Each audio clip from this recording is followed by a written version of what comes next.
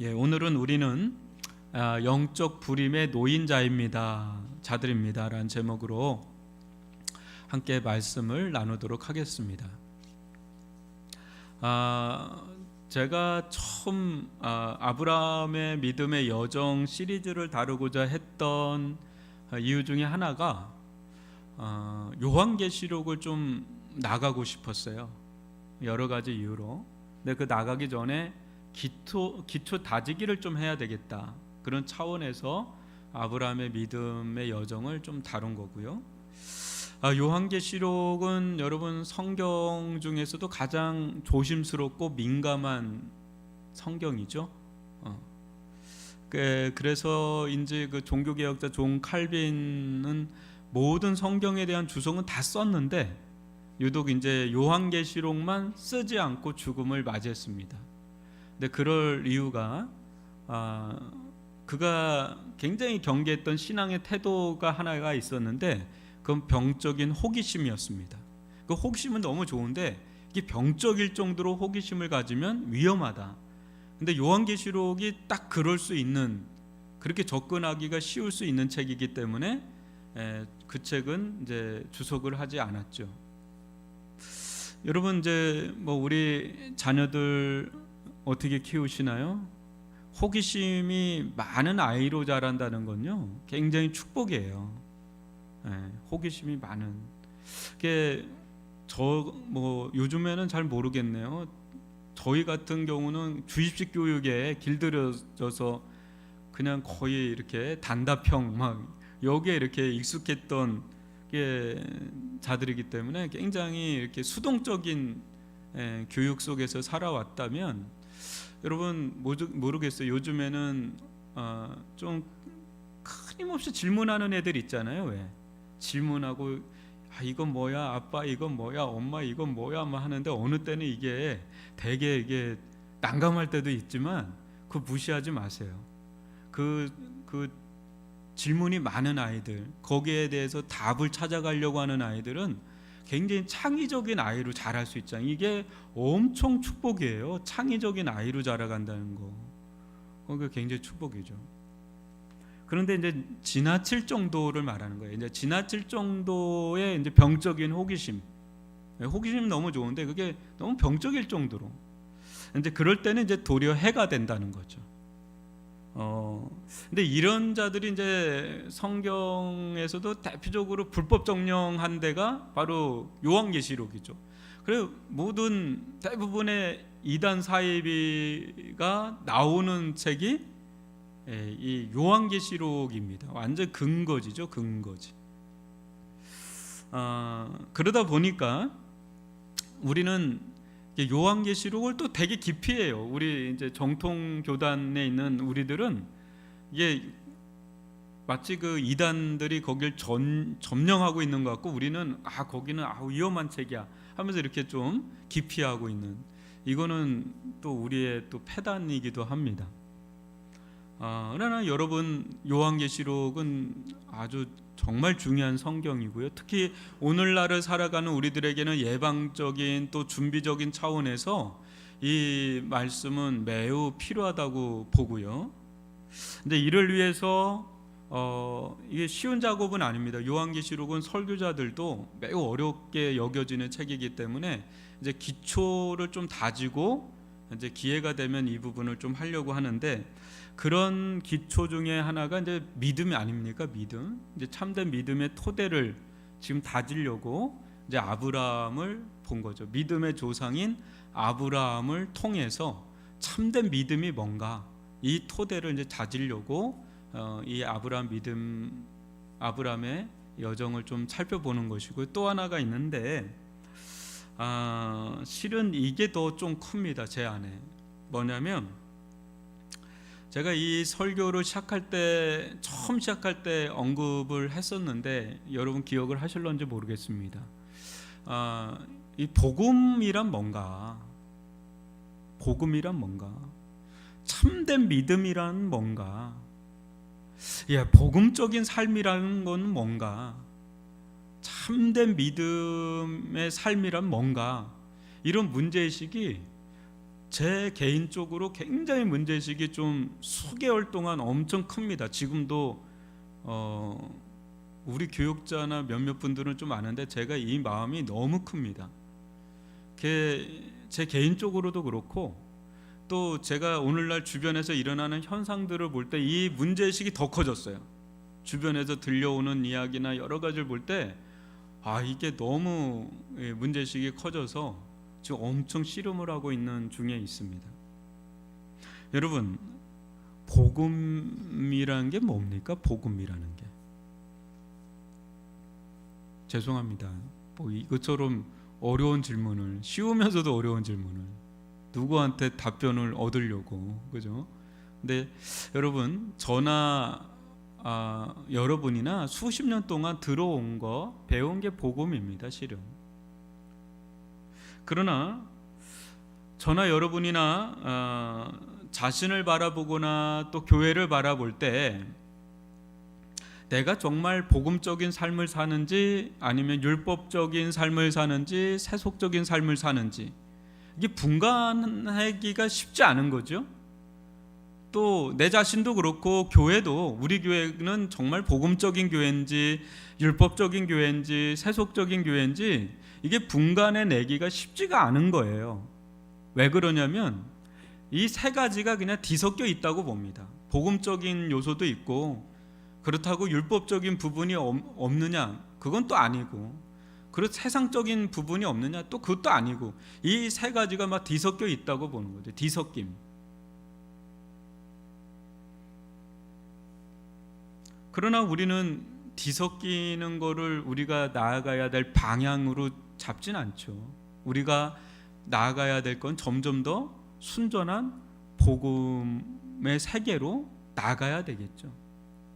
점점 더 순전한 복음적인 삶의 길로 나가야 되겠죠. 이게 우리의 이제 방향이 돼야 되겠죠. 그런 차원에서 저도 그렇고 여러분도 그렇고 그냥 이렇게 주입식으로 이렇게 듣지 마시고 좀 생각을 우리가 해야 된다. 그 생각을 한다는 건 저는 질문을 던진다라는 거라고 보거든요. 그러니까 복음이 진짜 뭡니까? 복음이 뭡니까? 제가 수십 년 동안 뭐 성경을 보고 가르치고 배우고 했는데 이거를 몰라서 여러분들한테 자꾸 이 얘기하는 게 아니라 다른 차원에서 자꾸 얘기하는 거예요. 복음이 뭔가? 참된 구원 얻는 믿음이라는 건 뭔가? 구원받은 사람의 삶이라는 건 뭔가? 이 부분에 대해서 계속 질문을 던지고 거기에 답을 찾아가는 것이 내가 사는 길입니다. 내가 사는 길이고 교회가 서는 길입니다. 또 우리 가정, 또 세상이 변화되는, 또 살아나는 그런 길이기도 한 게 바로 이 질문에 대한 답을 우리가 찾아갈 때입니다. 답을 알 때. 여러분, 저는 이제 이런 마음을 가지고 지금 아브라함의 믿음의 여정 시리즈를 가고 있는 것이고요. 기회가 이제 주어진다면 언제가 될지 모르지만 요한계시록을 한번 나가려고 하고 있습니다. 그래서 지금 창세기를 좀 나가지만 계속 로마서하고 연결돼서 이 말씀이 좀 나갈 것 같고, 그게 어느 정도 되면 이제 요한계시록을 한번 다뤄야 되겠다, 이런 생각을 좀 해봅니다. 그런 점에서 지금 몇 주째 창세기 15장 6절 말씀에 제가 이렇게 머물러 있는 이유를 여러분들이 조금 이해를 하셔야 되겠습니다. 왜냐하면 지금 창세기 15장 6절 말씀은요, 뭐 그렇게 중요한 것 같지 않은 말씀 같잖아요. 그런데 이 말씀이 신약의 아브라함의 스토리 중에 다른 거는 거의 인용이 별로 없어요. 근데 요 구절만 어마어마하게 신약 저자들은 인용합니다. 아브라함이 얼마나 많이, 12장부터 25장까지가 아브라함 스토리인데 거기서 아브라함 이야기를 거의 안 다뤄요. 신약에서 다룬다면 요 구절만 주로 다룹니다. 그것도 가장 신약에서 핵심이라고 할 수 있는 로마서 갈라디아서에서, 그러니까 이 구절이 얼마나 중요한지 여러분 아셔야 됩니다. 그래서 이 부분을 다루면서 정말 알고 있나, 머리로만 알고 있는 건 아닌가, 그런 이제 문제의식을 가지고 제가 이 부분을 계속해서 고심하면서 이제 들여다보게 되는 것이고요.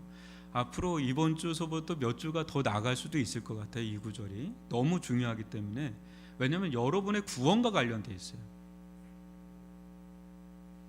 사람들은 이제 기본을 가볍게 여기거나 우습게 여길 때가 있거든요. 근데 여러분, 기본보다는 막 중급 고급으로 가기를 원하잖아요. 수영장 가면 누가 제일 부러워요? 저는 접영하는 사람 제일 부럽던데요.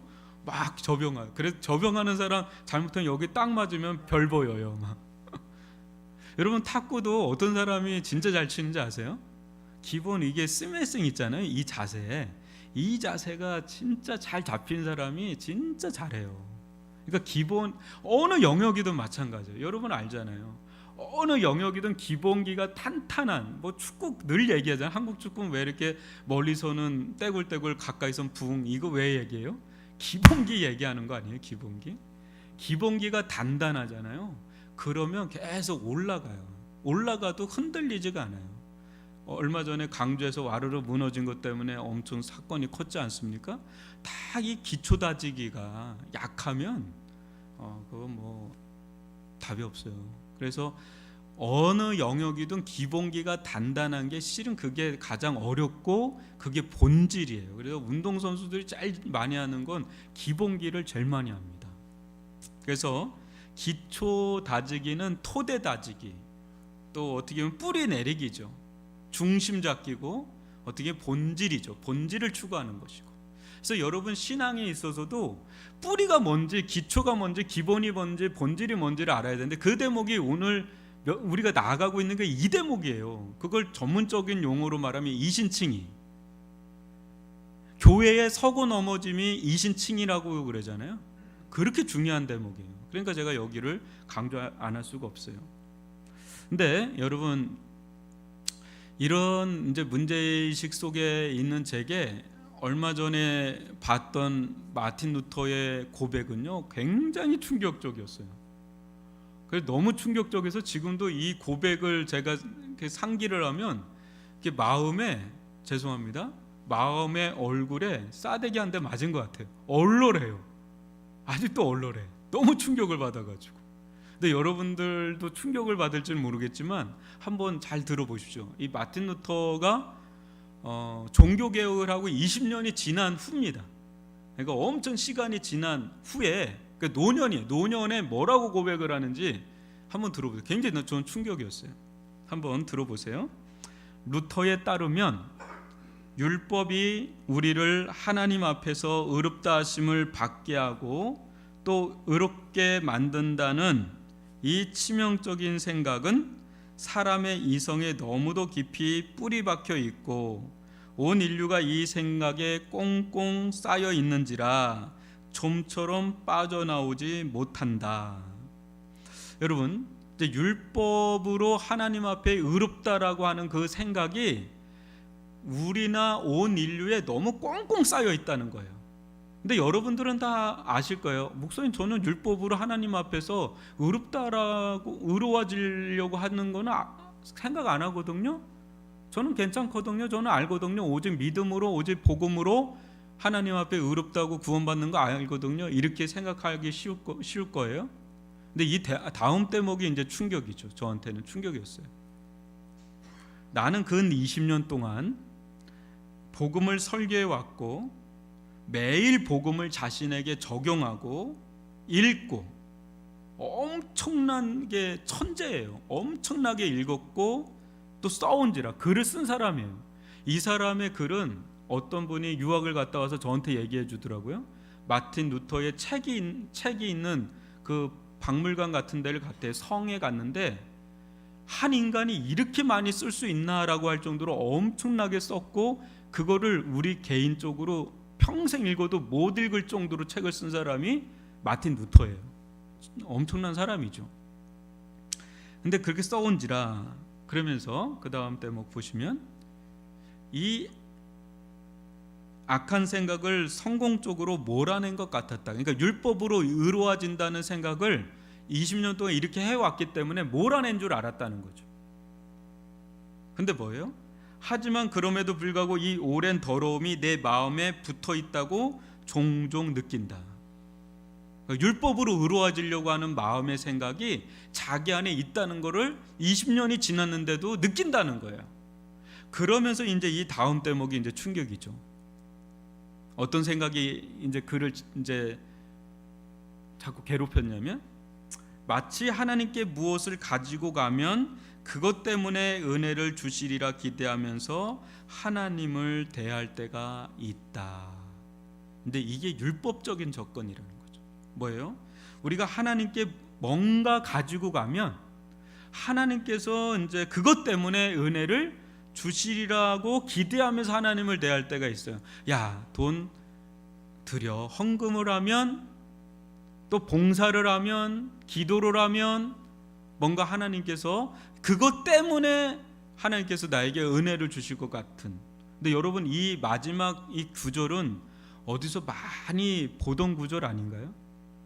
우리 한국교회 안에 많이 흘러내려오는 아주 축복의 길이죠, 그죠? 너 하나님께 드려, 그럼 하나님께서 주실 거야 하고 막 하는데 안 되는 사람이 있거든요. 그럼 막 뿔따구가 나서, 아니 내가 이렇게까지 했는데 하나님 어떻게 나한테 이럴 수가 있느냐고 막 또 막 성내고 막 삐지고 그런 경우들 많죠. 또 우리들 안에 이게 있어요. 아, 내가 기도를 안 해서, 기도하면 하나님 이거 해주시는 거 아니야 하고, 그런 마음, 내가 좀 이런 일을 했으니까 하나님께서 나 인정해 주시고 좀 나에게 축복을 주셔야 되는 거 아니야? 이런 마음들의 기제가 우리뿐 아니라 마틴 루터도 자기도 있었다는 거예요. 근데 그런 것들을 20년간을 했는데도 이게 쉽게 극복이 안 된다는 것을 보고 제가 굉장히 충격을 받았어요. 이 고백을 보면서 저는 두 가지 생각이 들었는데요. 하나는 내 생각과 마음과 삶이 생각보다 이 복음적으로 변하는 것이 정말 쉽지 않구나, 그거였고요. 또 다른 하나는 그만큼 내 안에 복음적이지 않은 요소가 정말 강하구나. 나는 언제든지 복음적이지 않은 생각과 마음, 삶으로 돌아갈 수 있구나.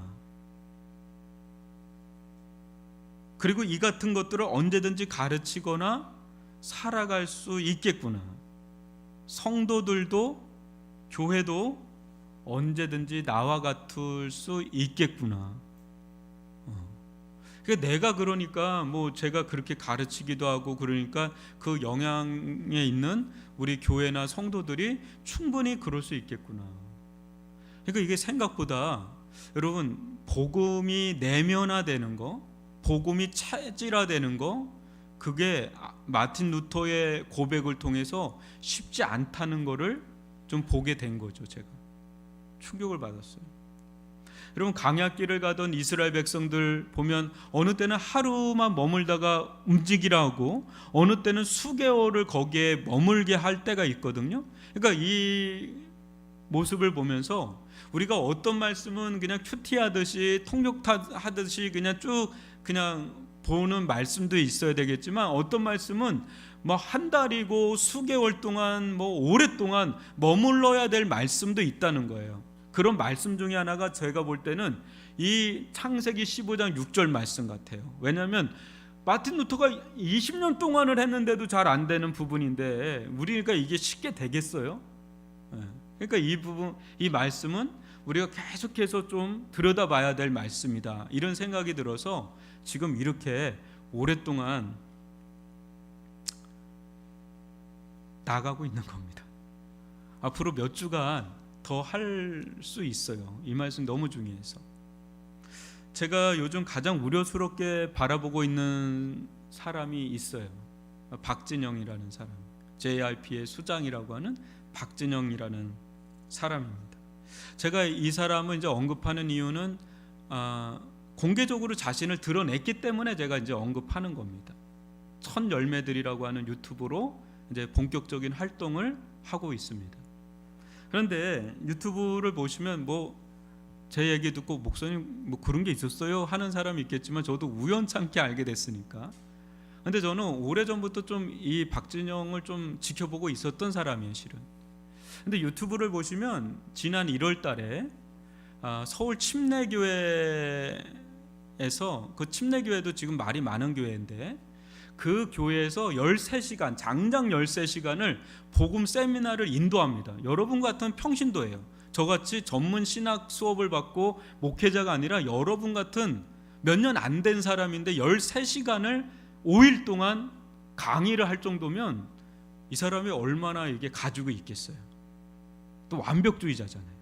대단한 사람이죠.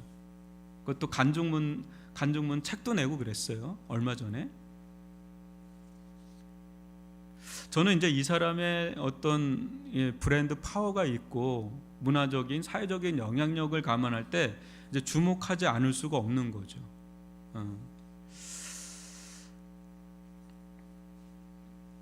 박진영은 여러분도 아시다시피 공중파에서 자주 언급이 돼서 많이 시달렸죠. 당신 구원파가 아니냐. 그 와이프가 그쪽 계열에 있는 사람이다 보니까 많이 시달렸습니다. 그도 이제 자신의 그런 상황을 다 알고 있습니다. 문제는 이제 예전에는 박진영이라는 사람을 구원파 쪽으로 많이 봤는데 지금은 이제 목회자들 세계 안에서 이견이 나눠지는 게 문제예요. 저처럼 대부분의 이제 목회자들은 좀 우려스럽게 보지만 몇몇 분들은 문제가 없다. 이 사람의 그 13시간짜리를 다 들었는데 전혀 문제가 없다. 이렇게 하는 분들도 있어요, 지금. 근데 이게 무엇을 우리에게 보여주는 거냐면 분간해 내기가 어렵다는 것을 보여주는 거죠.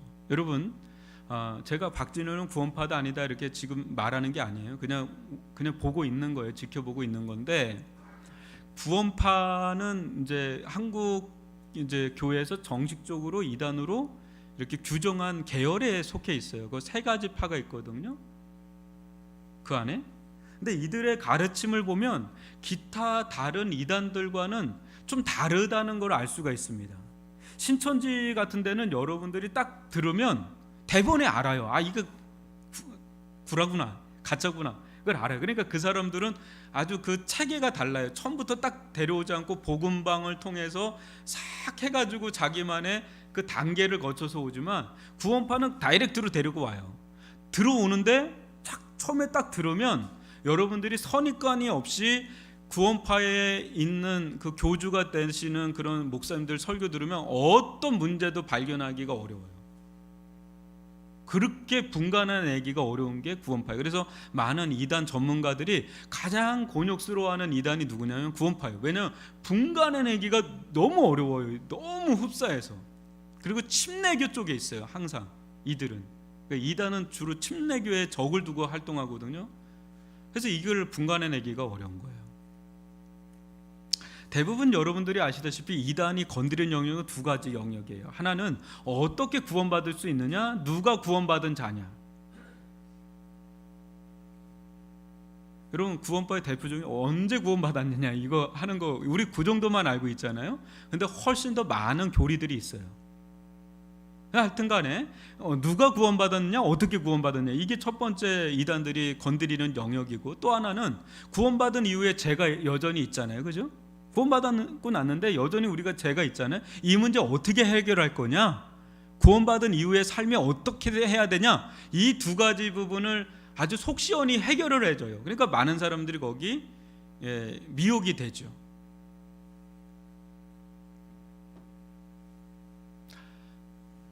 그러니까 구원관이에요. 구원관. 여기에서 정통과 이단이 갈려지는 지점이 구원관에 있거든요. 제가 이 문제를 자꾸 여기서 이제 언급하는 거는 누구를 뭐 이단이냐 아니냐, 구원파 아니냐, 그게 아니라 더 중요한 문제를 다루고 싶은 거예요. 뭐냐면 그만큼 우리가 진짜 이렇게 정말 진짜 참된 구원은 무엇인가, 구원받은 이후에 구원받은 자로서의 합당한 삶이란 어떤 삶인가가 우리가 잘 정립되지 않으면 안 되는 세상에 있어요, 우리가. 그래서 요한계시록도 다루려고 하는 이유가 그런 거예요. 이게 너무 중요한 주제예요. 너무 중요한 주제예요. 이게 잘 돼야 우리가 자로나 우로나 치우치지 않는데, 이거 이제 표준이 있어야 되잖아요. 기준이 있어야 되잖아요. 그건 이제 아브라함에게 보는 거죠. 아브라함 믿음의 조상이기 때문에 이 사람이 우리의 이제 표준이 되고 기준이 되는 거예요. 그래서 다루는 거예요. 여러분, 아브라함의 스토리, 이 이야기를 우리가 쭉 들어오고 있는데, 단순히 자녀 문제, 땅 문제에 국한되지 않는다는 것쯤은 이제 알겠죠. 지금 아브라함의 이야기를 통해서 하나님께서 우리에게 전달하려고 하는 게 단순히 땅 문제, 부동산은 이렇게 하면 대박이 난다, 자녀는 이렇게 하면 다 출생할 수 있다, 지금 그런 다자녀 문제 해결하고 부동산 해결하려고 여러분 그거 하려고 이 말씀 주시지 않은 것 좀 알겠죠. 그죠? 아브라함 분명히 땅에 대한 축복도 받고 자녀에 대한 약속도 받고 그랬지만 그걸 뛰어넘는 뭔가가 있다는 거를 아시죠? 그죠? 하나님은 그에게 그거를 넘는 그 선물을 주시려고 하는 거가 있다는 것 좀 알죠? 안 그러면 여태까지 뭘 설교한 건가요? 이제 그 정도쯤은 알겠죠? 예, 그러면 하나님께서 정말 주시고 싶은 선물이 이제 15장 6절이에요.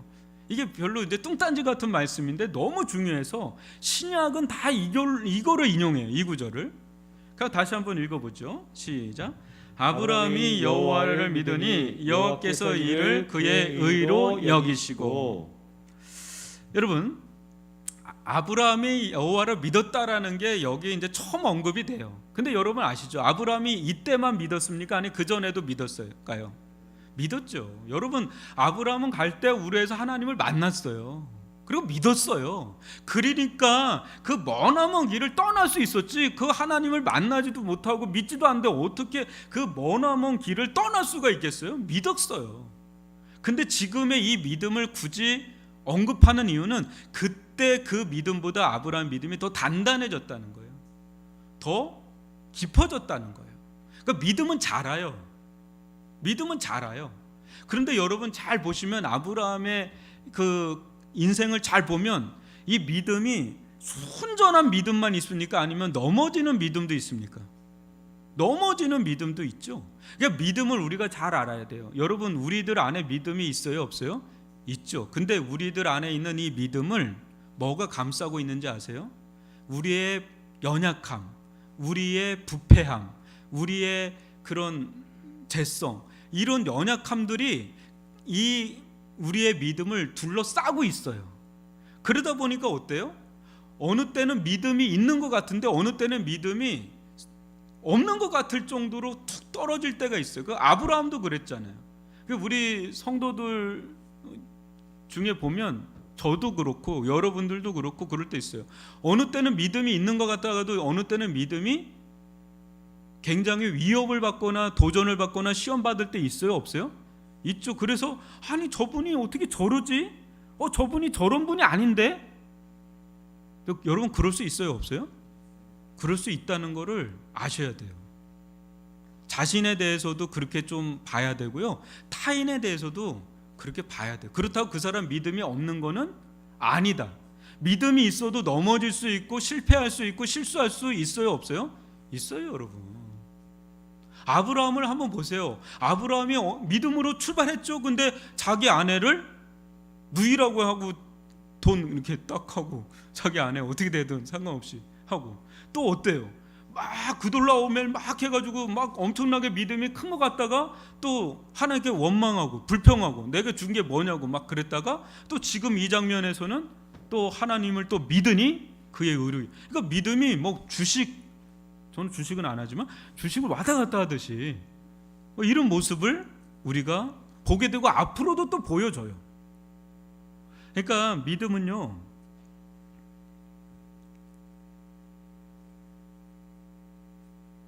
늘 이 우리의 연약함, 그 우리의 허약함, 우리의 실수, 그런 거에 둘러싸여서 이렇게 온전하지 않게 나타날 때가 있어요. 그런데 중요한 건 이겁니다. 이제 마치 여러분 이제 사금이라 그러잖아요. 근데 그 모래 막 하다 보면 거기 금이 이렇게 채취를 하지 않습니까? 그치? 굉장히 고된 과정을 겪어서 그걸 하는데, 여러분 아무리 모래에 섞여도 금은 뭐예요? 금이죠. 그러니까 우리가 아무리 연약함에 둘러싸여 있어도 믿음은 믿음이에요, 여러분. 믿음은 믿음이에요.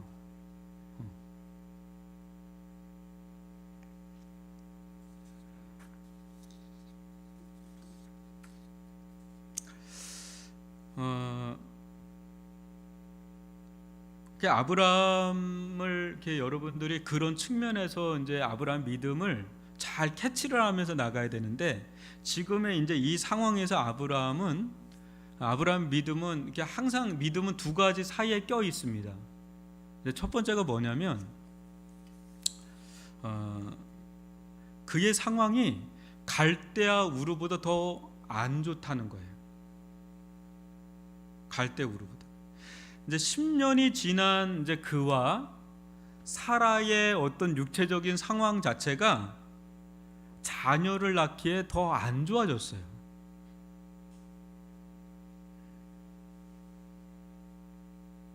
이때 그의 믿음은 이전보다 더 커다란 어떤 도전, 시험대에 서게 되죠. 여러분 아실 거예요. 하나님께서 아브라함의 가장 아킬레스건이 뭐죠? 자녀 문제거든요. 다른 건 문제가 없어. 근데 자녀 문제가 딱 아킬레스건이에요. 근데 이 문제가 10년 동안 이 문제 가지고 하나님이 끌고 왔거든요. 근데 여기서 멈추지를 않으세요. 하나님이 강도를 더 올리세요, 안 올리세요? 더 올려요. 몇 년 동안 올려요? 앞으로 15년을 더 올려요. 어디까지 올리죠? 아브라함과 사라의 생식 기능이 언제가 어떻게 될 때까지 끌어올려요? 완전 죽을 때까지. 그러니까 완전히 끝날 때까지 더 끌고 가세요. 그러니까 되게 모질죠. 이만하면 될 것 같은데 굉장히 이 문제를 끌고 가서 아예 끝장을 내버리죠. 왜 그렇죠? 왜 그렇죠? 믿음을 키우려고. 그러니까 이 문제가 아브라함의 생각과 하나님의 인도하심이 여기서 이제 차이가 나요. 아브라함은요, 이제 아브라함이 시간이 가면 갈수록 이렇게 넘어지고 자빠지기도 하고 실수하기도 하고 그러지만 한 걸음 한 걸음 하나님의 인도하심을 따라가면서 아브라함은 점점점 이전보다 더 단단하고 깊은 믿음의 사람으로 변해가는 것을 보게 됩니다. 우리도 마찬가지예요. 하나님께서 우리의 믿음을 키워가실 때 어떤 문제들이 있어요. 사람마다 저마다 아킬레스건 같은 문제들이 있는데 그 문제를 쉽게 해결을 안 해주는 거야. 좀 이거 해결해 주시면 너무너무 좋겠는데 그 문제를 쉽게 해결해 주실 수 있는 분이거든요. 능력도 있고 사랑도 있으신 분인데 해결을 해 주시지 않고 내내 그 문제를 심지어는 더 안 좋은 상황으로 몰아가시기도 하세요. 왜 그렇죠? 우리의 믿음을 키우기 위해서. 여러분, 믿음을 키우는 이게 너무 중요한데, 여러분들이 성경을 보면 하나님께서 어떤 일들은 쉽게 행하는데 어떤 일들은 참 쉽지 않다는 것을 느낄 때가 있을 건데, 어떤 일이 참 하나님 편에서도 쉽지 않다는 인상을 받는 장면이 어디예요? 아브라함도 보면 그렇고 제자들을 보면 다 아주 두드러져요. 뭘까요, 여러분? 믿음이에요, 믿음. 믿음을 키워주는 데 있어서는 하나님도 애를 먹는 것 같은 느낌을 받지 않나요? 막 오병이어 하고 막 콩햄을 가르고 만나 내려주시고 불기둥해 주시고 막 귀신 쫓아내고 죽은 자를 막 살리고 그러는데, 이스라엘 백성도 그렇고 12제자도 그렇고 믿음이 이렇게 생기는 게 너무 어려울 정도로. 왜 그럴까요? 믿음을 그냥 확 넣어주시면 좋을 것 같은데, 여러분, 하나님은 믿음을 기계적으로 넣어주시는 분이 아니라 인격적인 거예요. 여러분, 믿음은 인격적인 거예요. 그러니까 하나님은 인내하시고 역사하시고 기다려주시고 참아주시고 그렇게 하면서 한 걸음 한 걸음 이 사람이 믿음의 사람이 되도록 이끌어 가시는 거예요. 그러니까 여러분도 그렇고 저도 그렇고 정말 믿음의 사람이 되기를 원하는데 그냥 기계적으로 그냥 하는 게 아니라 한 걸음 한 걸음 인내하면서 기다리면서 다루면서 역사하시면서 믿음의 사람이 되도록 이끌어 가고 있단 말이에요. 그런 데 있어서 이 무자 문제, 아브라함의 무자 문제 같은 우리들의 연약함, 아킬레스건, 그런 것들이 우리에게는 꽤나 곤욕스럽게 만드는 것지 몰라도 그걸 통해서 우리는 믿음의 사람으로 점점점 자라게 된다는 것을 보게 되죠.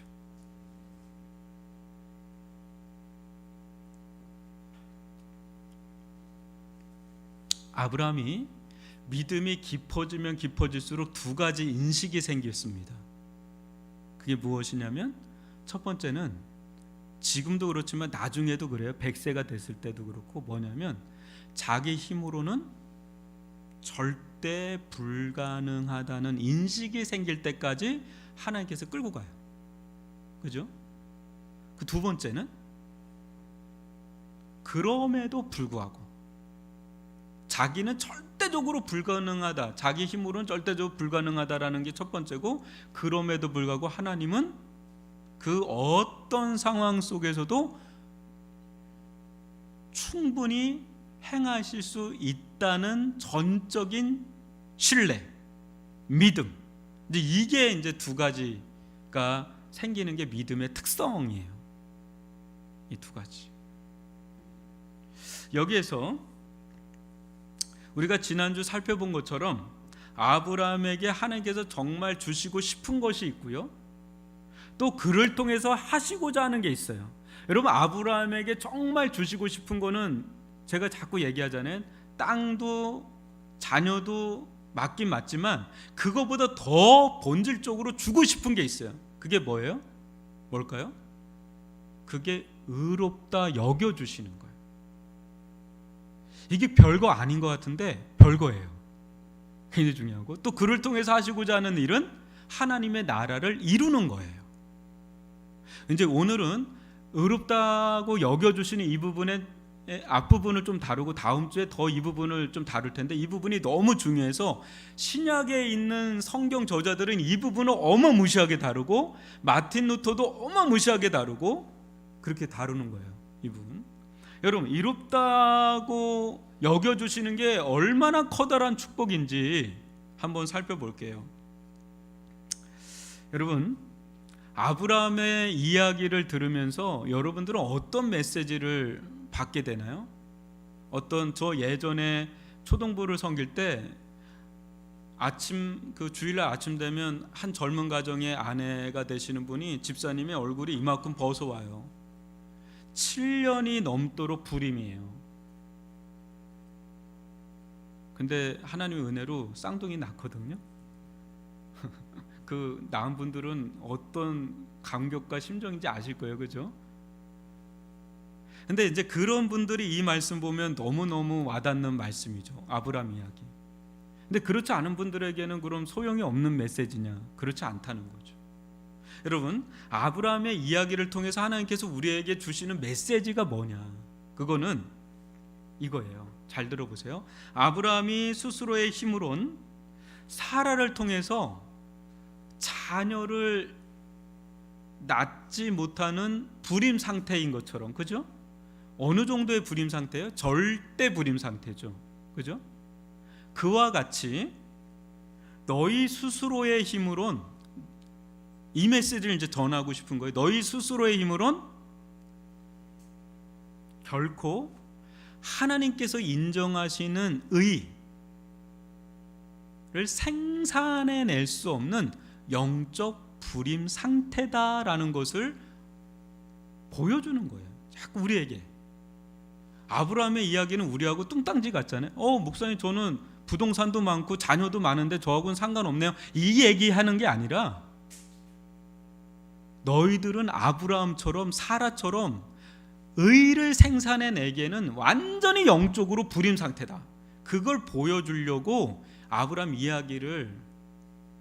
택한 거예요, 여러분. 그걸 알게 하려고. 왜 뭐 대단한 사람 아니에요, 아브라함이. 그런 사람을 택한 거예요. 이 말은 달리 말하면 너희 스스로의 힘으로는 절대 하나님께 다다를 수 없다. 너희 스스로의 힘으로는 구원받을 수 없다. 그거를 보여주는 거예요, 아브라함의 이야기가. 복음이란 여러분 무엇입니까? 복음이란 팀 켈러가 이야기한 것처럼 우리는 우리 자신이 생각하는 것보다 훨씬 더 소망 없는 죄인이다라는 걸 깨닫는 거예요. 굉장히 충격적인 얘기 아니에요? 우리는 우리가 생각하는 것보다 훨씬 더 소망 없는 죄인이라는 걸 깨닫는 게 복음이에요.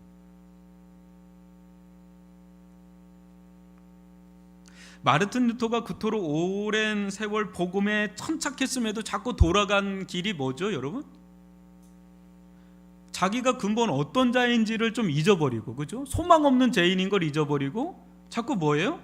자기 힘으로 무엇인가 하나님께 인정받을 수 있다, 하나님께 도달할 수 있다, 하나님의 의에 도달할 수 있다라는 충동을 자꾸 받는 거예요.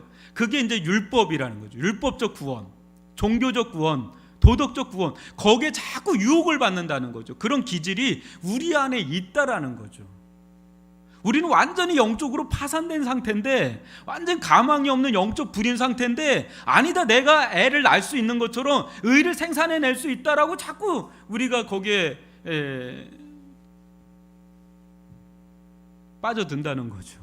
이게 쉽게 20년 동안을 복음 훈련을 받았는데도 이게 쉽게 안 사라진다니까 얼마나 이게 뿌리 깊겠느냐 이거예요. 온 인류 가운데 이 생각이 얼마나 뿌리 깊겠느냐 이거죠. 이는 하나님만 전적으로 믿어야 되는데 그게 아니라 자기가 신이 돼서 자기를 믿는 길이에요. 이거는 내가 뭔가 해서 하나님께 인정받고 가치를 인정받고 하나님은 이런 나를 사랑하시고 축복해 주실 거야 라고 하는 이런 거는 결국은 자기를 믿는 길이라는 거죠. 이런 자들에게 사도 바울이 무엇이라고 말씀하는지 로마서 4장 4절로 5절을 교독으로 읽어봅니다. 일하는 자에게는 그 삭시 은혜로 여겨지지 아니하고 보수로 여겨지거니와 이를 아니할지라도 경건하지 아니한 자를 의롭다 하시는 이를 믿는 자에게는 그의 믿음을 의로 여기시나니. 이거 얼마나 은혜가 됩니까? 이를 아니할지라도 경건하지 않은 우리들을 의롭다고 이게 자유 아닌가요? 근데 이게 막 내가 일을 하고 막 그러면 이게 은혜로 여겨지지 않고 보수, 마땅히 내가 했으니까 받아야 되는, 그렇게 하는 게 이제 율법적인 조건이라는 거죠. 자유가 없죠. 참된 복음의 길, 참된 구원의 길은 자기 행위로 하나님께 인정받으려는 그런 모든 노력을 이제 중단하는 거죠. 여러분, 그렇게 안 해도 돼요. 하나님은 아버지세요. 여러분들 자녀가 뭔가 예쁜 짓 해서 여러분들 사랑하는 거 절대 아니잖아요. 그냥 내 새끼니까 사랑하는 거 아닌가요? 안 그런가요? 하나님이 그러신 분인데 자꾸 우리 하나님을 자꾸 그 아버지라고 보질 않는 거죠. 뭔가 해야지 되는 상사로 열심히 일해줘야지 뭔가 보수를 주는 거, 그런 분으로. 오직 하나님께 인정받고 또 하나님께 도달하고 하나님께 구원받는 길은 믿음이에요. 믿음으로 가는 거죠. 그게 복음이에요.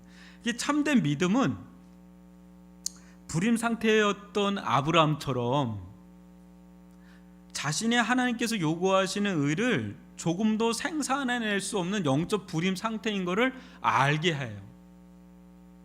믿음은 그걸 알게 해요. 우리가 어떤 자인지를 알게 한단 말이죠. 또 사도 바울이 이거에 대해서 이제 아예 노골적으로 언급을 합니다. 로마서 4장 1절로 3절입니다. 그런즉 육신으로 우리 조상인 아브라함이 무엇을 얻었다리요? 만일 아브라함이 행위로서 의롭다 하심을 받았으면 자랑할 것이 있으려니와 하나님 앞에서는 없느니라. 성경이 무엇을 말하느냐? 아브라함이 하나님을 믿음에 그것이 그에게 의로 여겨진 바 되었느니라. 아멘. 아브라함이 대단히 훌륭하고 영웅적인 모습이 있다 하더라도 그는 자신이 의로워지는 데 있어서는 아무 자랑할 것이 없다. 아브라함도 이럴 것 같으면 뭐 우리는 더 아무 할 말이 없는 거죠. 그죠? 자랑할 게 없죠. 우리가 의로워지는데. 아브라함 대단한 사람인데 자랑할 것이 없어요. 그죠? 그럼 우리는 뭐 더할 날이 없죠. 우리죠.